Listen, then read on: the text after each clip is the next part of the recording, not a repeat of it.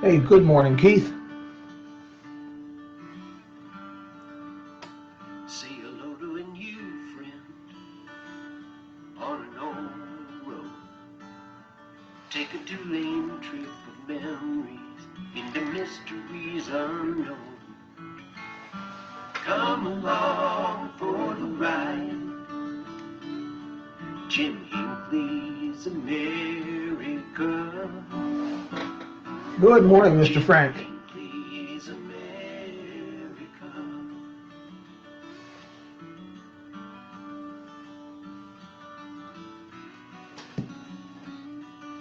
Hello, Miss Mindy.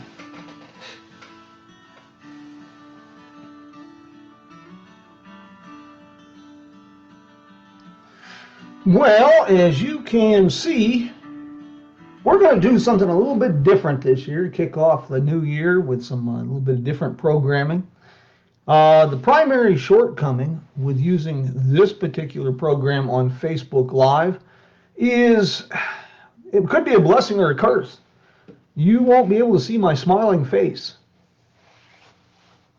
Hey, good morning, mi amigos. Clemens, how are you doing today? Well, it looks like we have survived 2020.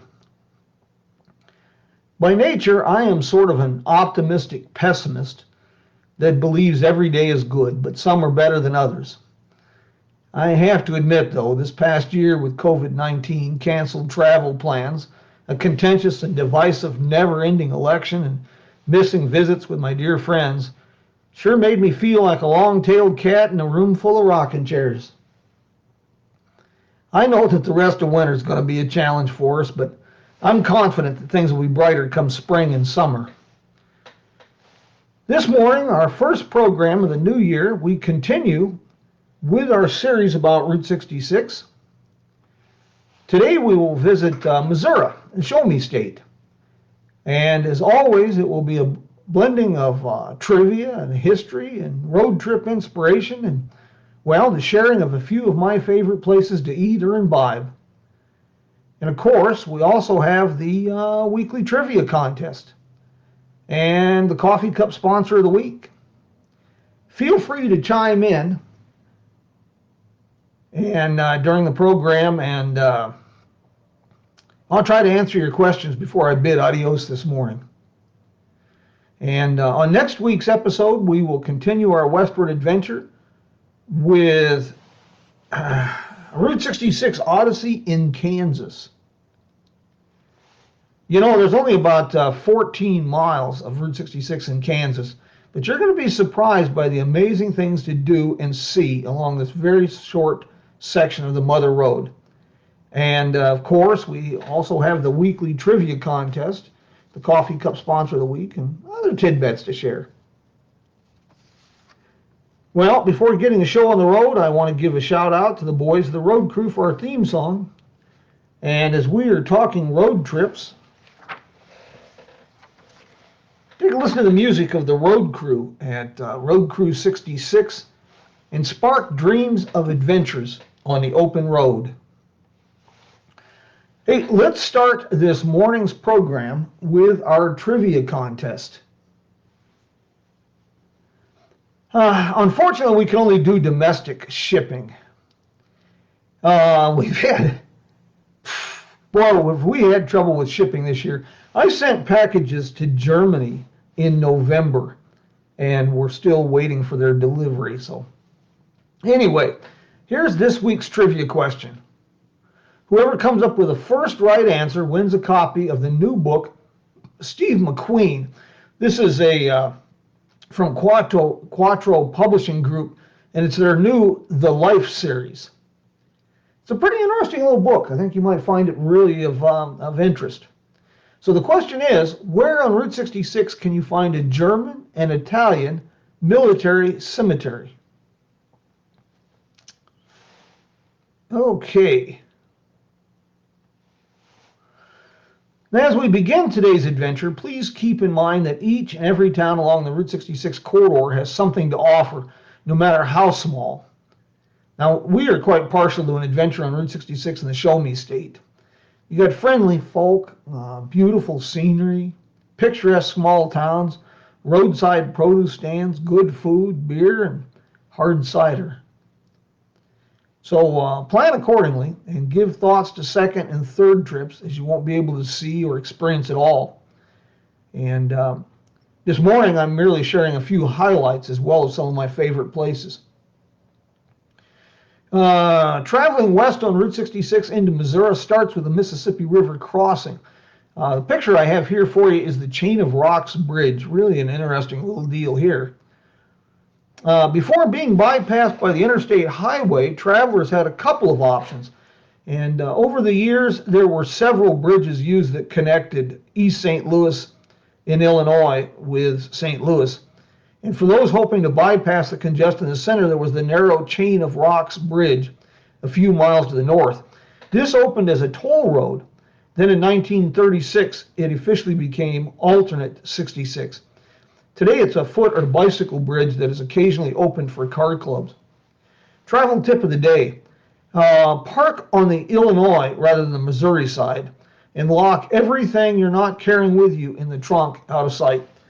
It's a little bit of a crime problem, especially on the Missouri side, but don't let that deter you. Just a little common sense, a little travel planning. You can get through most things without a lot of issues. Bridges are a big part of the St. Louis experience, good and bad.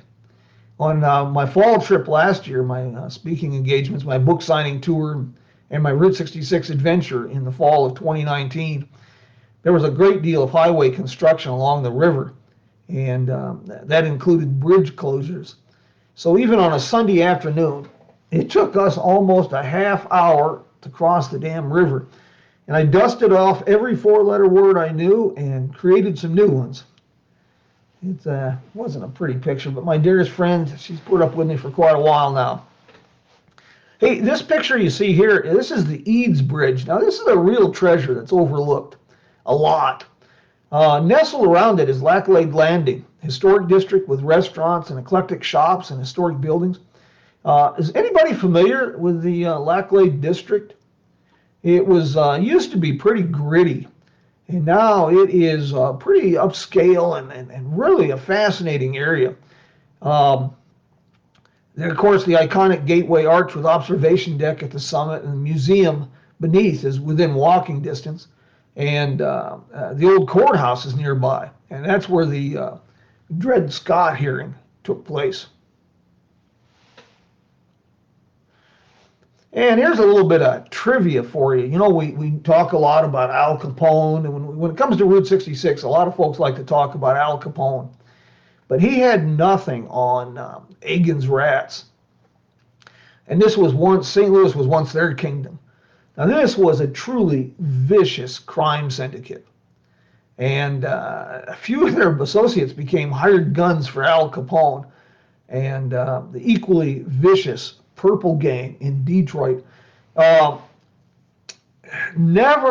It's conjecture, but there's a lot of evidence that points to one of the gunmen in the famous St. Valentine's Day massacre, that he was an Agin's Rats associate. And a little bit of shameless self-promotion this morning. In my book, Murder and Mayhem on the Main Street of America, Tales from Bloody 66, I chronicled the story of this crime dynasty. And, of course, signed copies are available through our website, jimhinckleysamerica.com. You know, as with any large metropolitan area, in St. Louis, there's a lot to see, a lot to do. I know, we hear all the stories on TV, crime, the shootings, and of course, traffic is always a hassle in any city. The key is simply planning and common sense. That's how you get out of a visit, keep your butt out of trouble. If you're strapped for time on your visit to St. Louis, I suggest staying in the Del Mar Loop District and exploring Forest Park. Excuse me. The Moonrise Hotel, it's not a budget hotel, but it's moderately priced for the big city. I discovered this place a few years ago. I was speaking at the Missouri History Museum, and as part of my payment, they got me a room at the Moonrise. It's quirky, it's unique, and it's definitely fun. The whole thing is it's a futuristic space theme, and you find this throughout the entire hotel, from the restaurant to the rooftop lounge that has pretty neat views of the city. And there's even a moon on top that rotates. It's pretty cool. And all through the motel, restaurant, every place, there's lots of interesting displays, from authentic space gear to sci-fi movie props and toys. The first alignment of Route 66 skirted Forest Park. The zoo is here. You've got a lot of museums, like the Missouri History Museum. And these were all built for the World's Fair.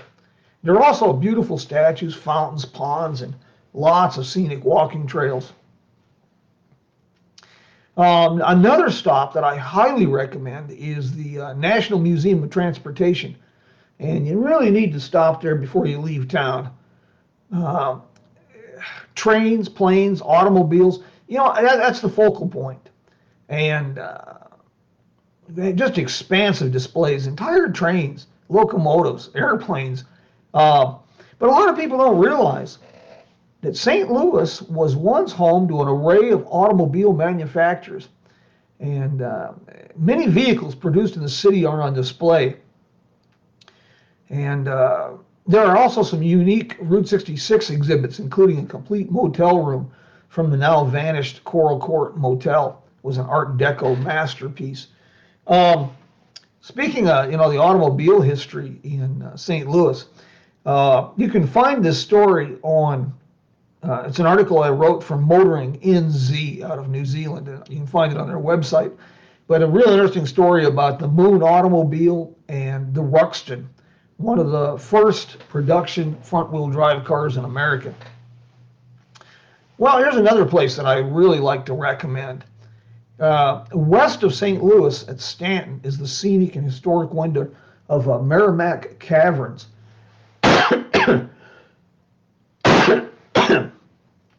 Discovered by European explorers in the 18th century. The caverns were the site of a saltpeter mine and a gunpowder mill during the American Civil War. Well, there was a legend that Jesse and Frank James, riding with Quantrill's raiders, destroyed that mill. And some years later, that story, that legend, figured pretty prominently in Merrimack Caverns' story. In the 1890s, the hollowed entrance to the caverns became an air-cooled dance hall. And then a few decades later, master showman Lester Dill acquired the caverns, and they began promoting it all along the Route 66 corridor and transformed the site into a major destination. And to capitalize on the Jesse James legend, he bought an old log cabin and had it rebuilt in the caverns, and claimed it was the outlaws' hideout. He even went so far as to find a 100-year-old man in Oklahoma that claimed to be Jesse James. And he built the man a cabin on the property and paid him to sit out on the porch and spin yarns for travelers. But you know, what really is neat about this caverns, and this is the big draw 80, 90, 100 years ago, and it's the big draw now. It is the stunning scenic wonders. That's always been the main attraction. You know, anybody who's a fan of Jim Hinckley's America knows that I rave a lot about Cuba. My dearest friend and I, we're true desert rats. It gets below 80, I look for my long underwear. Still, every time we make a visit to Cuba, we talk about moving, about making this charming Ozark mountain village our new adopted home. One example of what makes this little town special are the restaurants. You know, I can't think of another town that has a population of less than 4,000 people with a more diverse array of good restaurants. And last time I checked, most have survived COVID closures so far. And one of my favorites there is the Four-Way restaurant. This is a 1930s gas station that's been repurposed. And excellent Mediterranean foods is kind of their specialty, but they got all the traditional American stuff. And my suggestion is try the Lamburger with the Greek sauce. And man, just fantastic. The entire town is kind of like a living Norman Rockwell print. A lot of visitors to Cuba don't know this, but just north of town on Highway 19 is an operating drive-in theater that opened in the 1950s. And if your schedule allows, spend a day or two.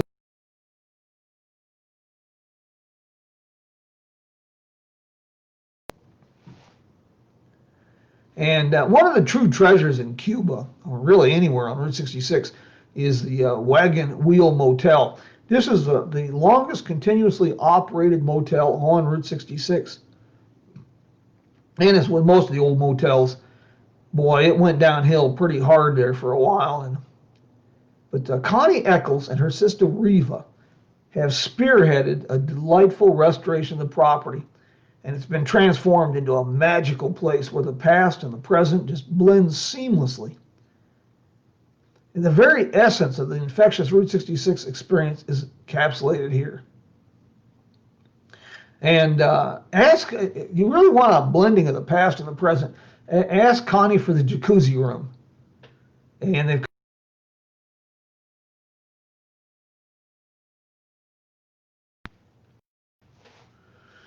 you can really add some spice to any Route 66 adventure, especially in Missouri, with just figuring in a few pit stops and detours. As an example, west of Rolla, there's a truncated alignment of Route 66 that is a scenic drive peppered with relics, such as the forlorn ruins of John's modern cabins and the picturesque ghost town of Arlington that dates back to the Civil War era. Steelville is just a few short miles south of Cuba on Highway 19, and that is a treasure. They've got a burger shop that opened in the mid-1950s and a restaurant that dates to 1929. And I do enjoy a good meal, as you can tell by my center section. It looks like I swallowed a beach ball. I'll tell you a bit more about Uranus in a second. And but all along the road are tarnished gems that are tangible links to Route 66 history, such as the old Shamrock Court in Sullivan. And I should mention that that motel on the right has been one family owned since the 1950s, and it just so happens it's for sale. Uranus Fudge Company and General Store. What can I say? This is a true throwback to the quirky roadside attractions of the 1950s. Juvenile humor reigns supreme. But there's a lot more to this place, I guarantee you.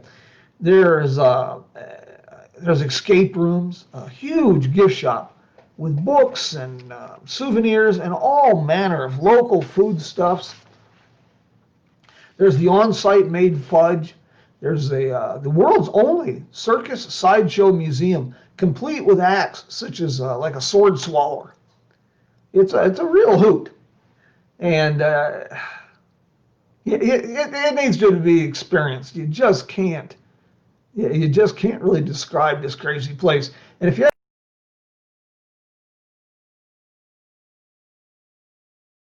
you're going to forget either. Just another little special spot that I just really enjoy. Devil's Elbow. This dates back into the 20s, the bridge and all, but this was bypassed with the construction of the 4-lane Hooker's Cut during the 1940s. That was our opening photo, by the way, was Hooker's Cut. And this was a true bottleneck, so they had to bypass it, especially when they were building Fort Leonard Wood and all. And today, the detour down through Devil's Elbow on the original alignment of Route 66, man, it's a pleasant drive. It's a beautiful drive. And in the 1930s, the state of Missouri Tourism Department listed this as one of the top beauty spots in the state. It still is. And if you add some fall color, I tell you, a one-eyed blind man is going to be hard-pressed to take a bad picture.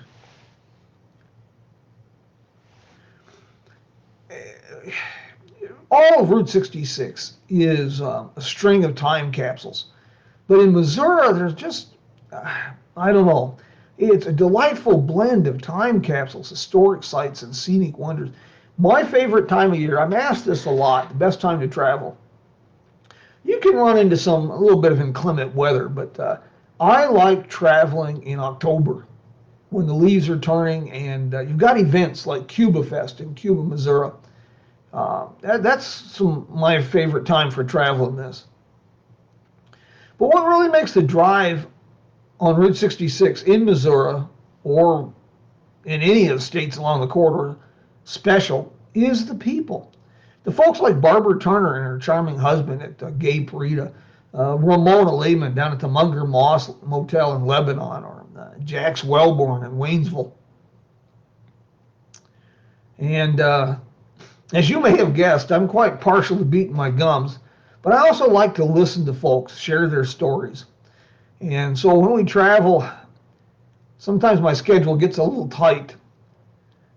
Last year we had to drive to Michigan in 3 days, but my preference is to spend hours in a rocking chair, just watching the traffic roll along Route 66, enjoying good conversation, some sweet tea, and cold watermelon.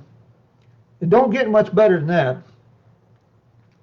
And sometimes if my schedule is a little bit more lax, it'll take a day or two to get across Missouri, and that's after I spend a day or two in Cuba.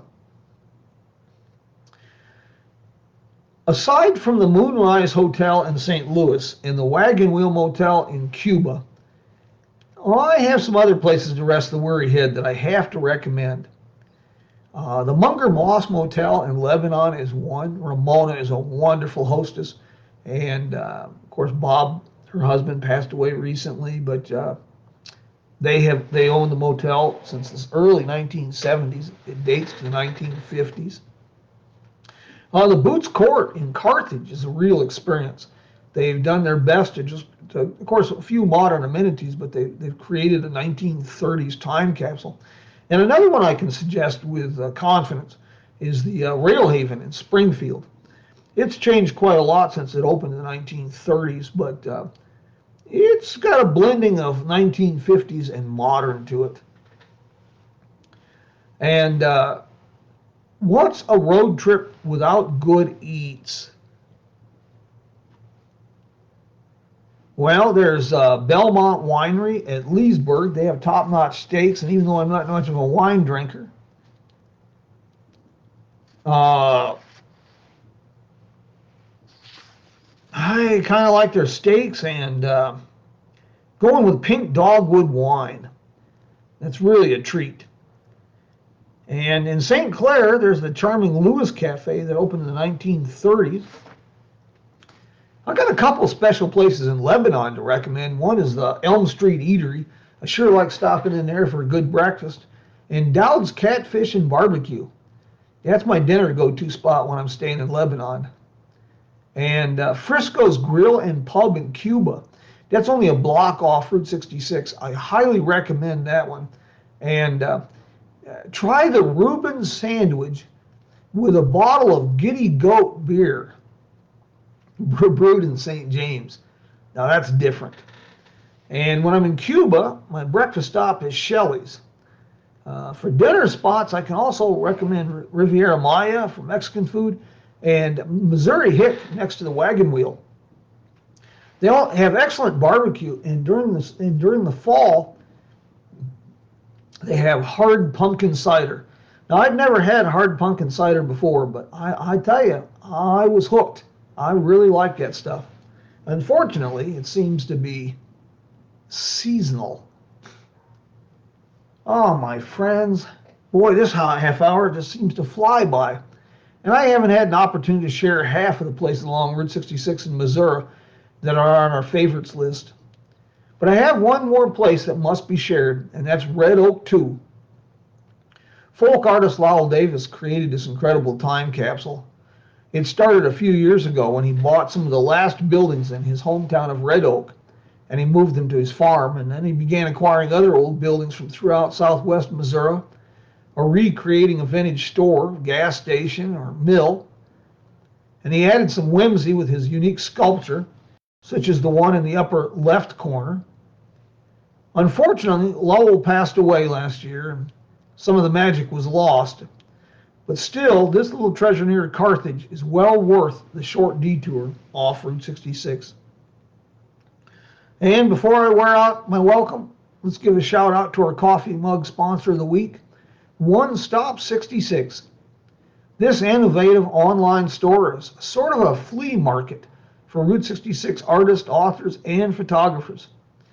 And they also have a line of Route 66 Centennial products.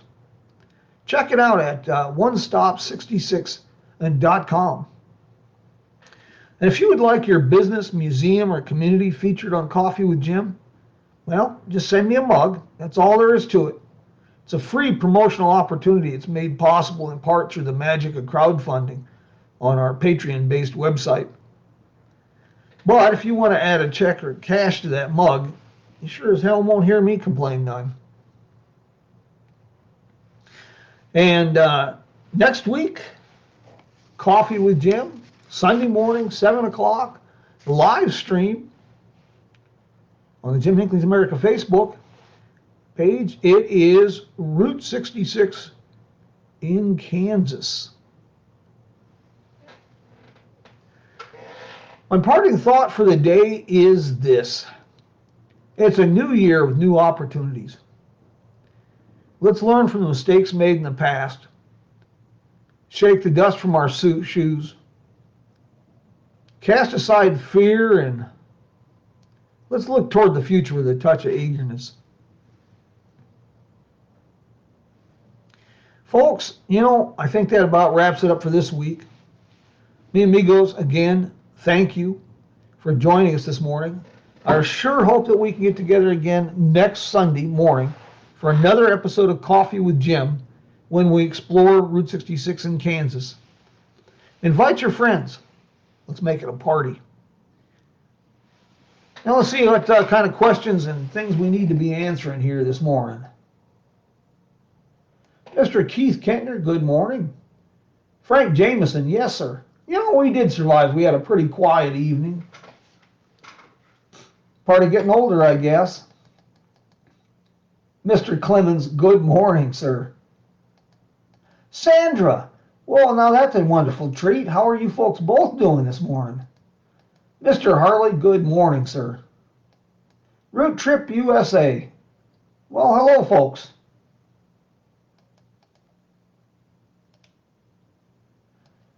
Mr. Frank Jameson, it looks like I owe you another book there, young man.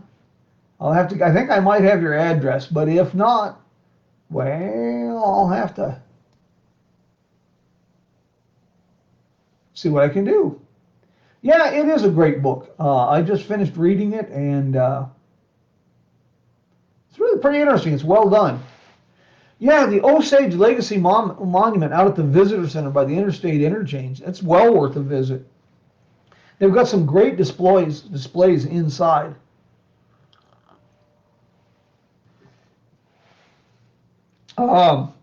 Cuba is just filled with little treasures.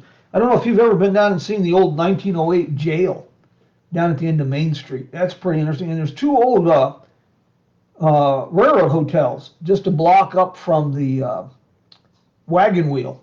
It's really pretty interesting district. The old theater's back there too. Clemens, I have a feeling that There's Fun at Devil's Elbow is not a story that's probably for it's probably not rated PG. Would I be betting on having that one right?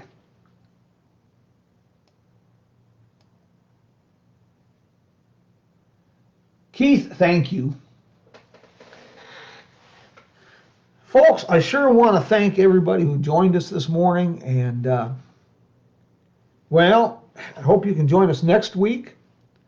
We will have another episode of Coffee with Jim, and we'll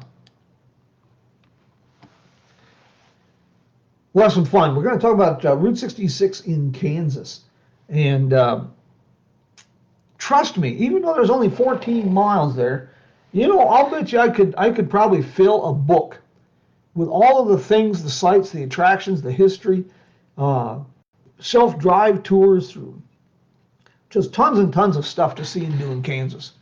So we'll do that one next week. And as always, I want to thank everybody who joined us this morning. And folks, it's a new year. Take care, keep your head up, and well, I hope to see you folks this year. Vaya con Dios, mi amigos. Adios.